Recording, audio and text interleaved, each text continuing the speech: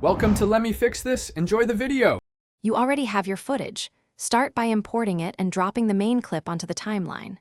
Once placed, trim to the exact segment where you want motion blur.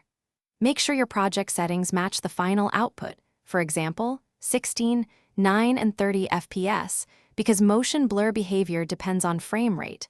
Also import any duplicated clips or masks you'll use. Now position the playhead at the start of the motion you want to enhance and get ready to apply effects. With the playhead set, select the clip and open Effects. Choose Motion Blur or Motion Trail depending on Capcut version. Apply it to the clip and immediately preview to see the basic result.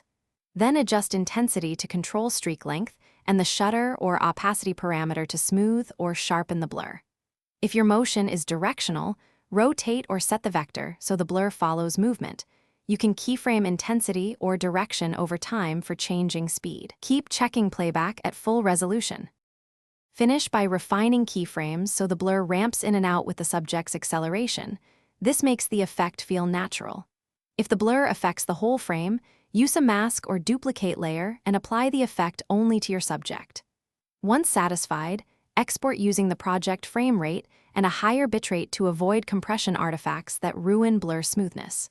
Troubleshooting tip: if blur looks choppy, confirm export FPS equals timeline FPS and increase shutter. Thanks for watching. If you found this helpful, don't forget to like and subscribe.